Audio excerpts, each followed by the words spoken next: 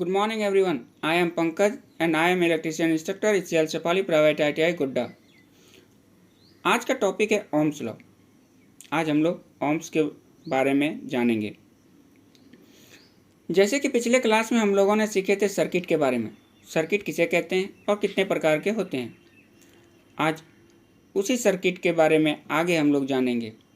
जैसे कि हम जानते हैं कि किसी भी प्रकार की सर्किट हो तो उसमें तीन चीज़ कॉमन होती है, वोल्टेज, करंट और रेजिस्टेंस। यही वोल्टेज, करंट और रेजिस्टेंस के संबंध में जीएस ओम्स ने एक नियम दिए थे जो ओम्स का नियम कहलाया। डॉक्टर ओम्स के अनुसार यह एक जर्मन के महान वैज्ञानिक डॉक्टर जॉर्ज साइमन ओम ने 1826 में एक नियम दिया। यह नियम किसी चालक के सिरे पर आरोपित विभवांतर तथा उस चालक में प्रवाहित धारा के संबंध को बताता था। इस नियम के अनुसार यदि किसी चालक में भौतिक स्थिति एवं तापमान स्थिर रहे तब उस परिस्थिति में चालक में धारा का प्रवाह चालक के दोनों सिरे पर विभवांतर यानी पोटेंशियल डिफरेंस के समानुपाती होता है, यानी I समानुपाती V। जैसे कि आप लोग स्क्रीन पर देख पा रहे होंगे।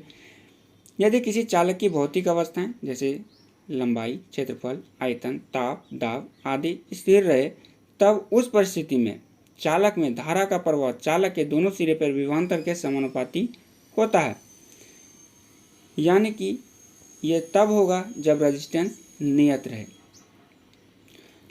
लेकिन कुछ बुक में यह भी लिखा मिलता है, आप लोग पढ़े भी होंगे, कि नियत टेम्परेचर तथा नियत भौतिक परिस्थिति में सिरे पर पैदा होने वाला विभवांतर प्रतिरोध में से गुजरने वाली धारा का समानुपाती होता है, यानी V समानुपाती I।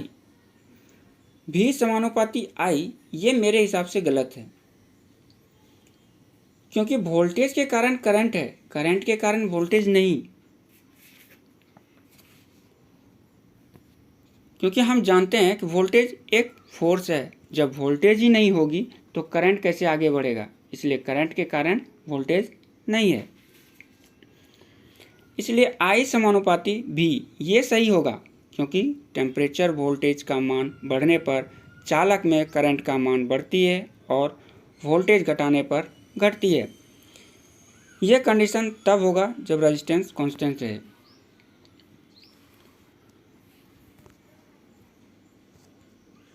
आगे अगर हम वोल्टेज को कांस्टेंट कर दें तो क्या होगा।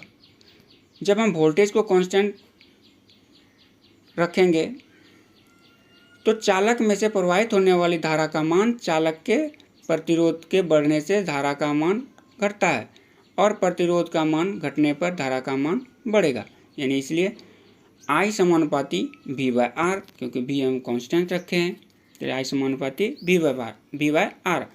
I मेरा विद्युत करंट को दर्शाता है, R प्रतिरोध यानी ओम्स में दर्शाता है और V मेरा विभवांतर यानी वोल्टेज को दर्शाता है। जब I समानुपाती V बाय R तो हम ये भी लिख सकते हैं V equal to IR, R equal to V by I और I equal to V by R। अगर हम इसको किसी भी सर्किट में इसको प्रूव करना चाहे या इससे किसी सर्किट का सॉल्यूशन निकालना चाहे तो हम इसको आराम से निकाल सकते हैं। नेक्स्ट स्लाइड में हम लोग देखते हैं कि अगर किसी क्वेश्चन हो इस तरह का, अगर कोई सर्किट हो, यानी किसी भी सर्किट में अगर 10 ओम का प्रतिरोध लगा हो या ज़्यादा भी हो सकता है, तो 10 ओम का प्रतिरोध लगा हो और सर्किट में 2 एम्पियर की धारा बह रही हो तो सर्किट का वोल्टेज क्या होगा। अगर ऐसा कोई सर्किट हो जिसमें रेजिस्टेंस दिया हुआ हो और करंट दिया हुआ है और हमें वोल्टेज निकालना हो तो हम आराम से ओम्स का फॉर्मूला लगा करके इसको निकाल सकते हैं। जैसे कि आप स्क्रीन पे देख पा रहे होंगे कि V निकालने के लिए हमको बोल रहा है यानी वोल्टेज, तो V equal to IR। V का मान हमको निकालना है, R का मान थोड़ा सा मिसप्रिंट हो गया यहाँ पर, यानी 2 एम्पियर करंट और 10 एम्पियर रेजिस्टेंस है, तो इसको अगर मल्टीप्लाई करेंगे तो 20 वोल्ट होगा। दूसरा, अगर इसी तरह का सर्किट दूसरा हमें मिले जिसमें कि वोल्टेज दिया हुआ हो और रेजिस्टेंस दिया हुआ हो और करंट का मान निकालना हो, तो उसमें भी हम I equal to V by R का फॉर्मूला लगा करके हम ईजी से इसको निकाल सकते हैं। जैसे आप स्क्रीन पे भी देख पा रहे होंगे, I equal to V by R का फॉर्मूला लगाकर आई इक्वल टू वी का मान दिया हुआ है 6 वोल्ट और रेजिस्टेंस मेरा 2 ओम का है, तो जब इसको डिवाइड कीजिएगा तो वो 3 एम्पियर करंट निकलता है, यानी इस सर्किट में 3 एम्पियर का करंट जारी है। इस तरह से हम किसी भी सर्किट में से ओम्स लॉ का फॉर्मूला लगाकर वोल्टेज, करंट, रेजिस्टेंस का मान आराम से निकाल सकते हैं। तो आज हम लोगों ने ओम्स लॉ के बारे में जाने, इसका उपयोग करने के बारे में सीखे। अगर वीडियो अच्छी लगे तो like, share, comments and subscribe जरूर करें। Thank you.